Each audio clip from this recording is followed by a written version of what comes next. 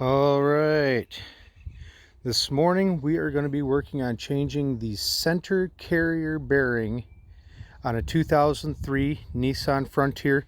This is just a two-wheel drive truck, so things may be different if you were to go to four-wheel drive truck. But we've got a lot of noise going on just below the center of the cab when we go down the road.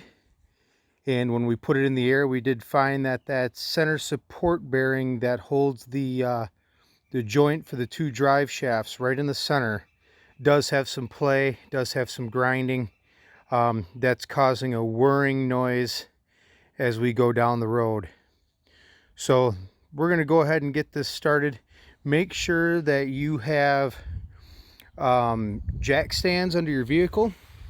We do have it jacked up. I like to leave my jack under there just in case, but if you can't tell, the vehicle is sitting on the jack stands. So always make sure that you have it properly supported. The tools we're going to need today, we've got a couple here. To remove the drive shaft from the rear differential, we're going to need a 17mm wrench. We're going to need a 1/2 inch impact. We're also going to need a 17mm 1/2 inch socket, which I don't have up here, but we're also going to need a 14mm socket, an 8mm socket, and a 24mm socket. I have my air hammer for removing the bearing. I have a ratchet, 3/8 ratchet, and then also my battery powered ratchet to make things just a little bit easier. So I'll go ahead and get under the truck, get in place, and we'll get started. All right, so we are going to begin by removing these 4 nuts and bolts here. They're 17mm nuts and 17mm bolts. I tried to use my MAP gas earlier to heat them up, but my 3/8 impact still wouldn't take those nuts off. So I found that if I switch to a 1/2 inch, it does the job pretty well. So I'll go ahead and get those out now.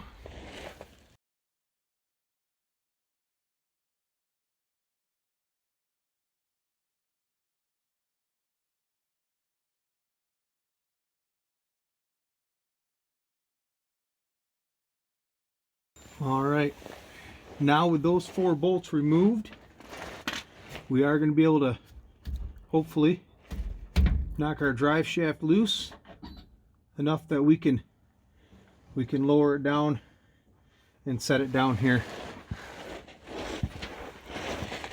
Next,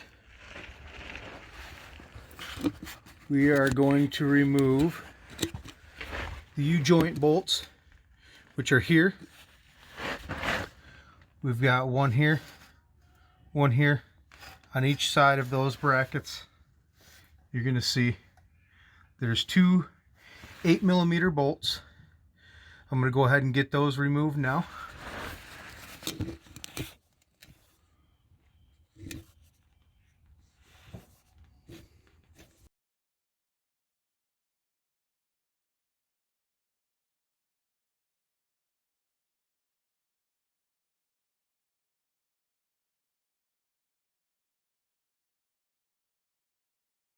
I do make sure to mark my drive shaft. I mark all my parts so that I can try to get them on in the same orientation as when they came off. I know sometimes it doesn't make too much of a difference, but I have had times where I've put stuff back together and I have some drive shaft wobble. I have some imbalance because they are put on opposite to what they were and how they were balanced.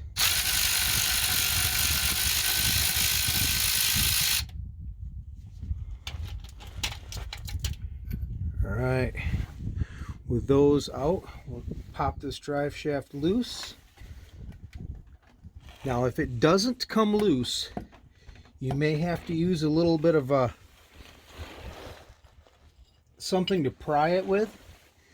So if you lift up your drive shaft and you stick something underneath, and you kind of lower it down, that leverage will usually be enough to let it loose.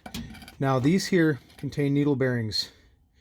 If they're loose and you're not planning on replacing these U-joints, make sure those caps don't come off because you will have needle bearings everywhere. All right, this here, if I can get this into view, this is our center support bearing. This is the part that's making all the noise. This is when this rotates, it vibrates and makes all kinds of ruckus. So next we have two 14mm nuts, one here and then one here. We're going to go ahead and pull those off now.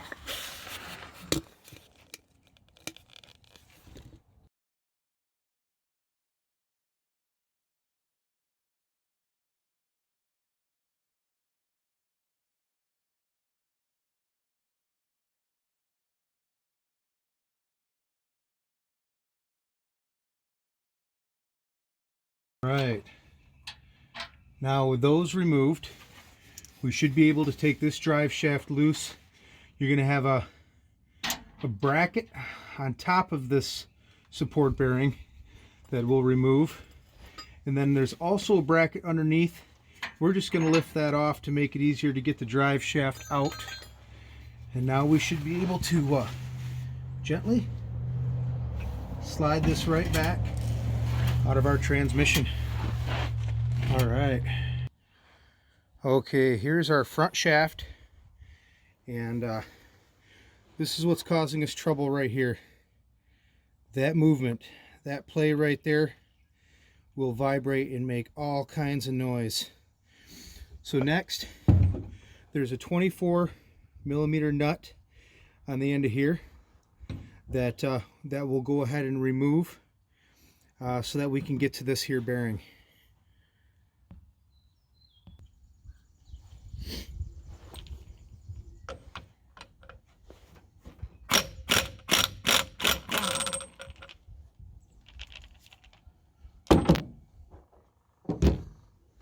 There.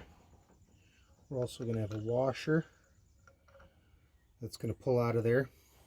And then next, we have to get this off of this splined shaft right here. So what I use is my impact, or my air hammer. There may be a different way, there may be a better way. I'm not sure, but this is the way that works for me, and this is what I have available.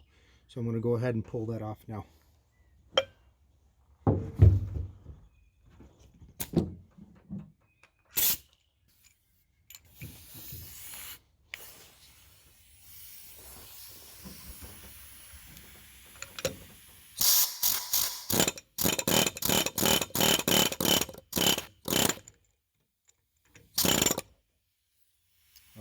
Comes off just like that. Now this bearing is also kind of pressed on. It's not real super tight, but it is on there. So I'm going to hold on to this and I'm going to pound this out here as well.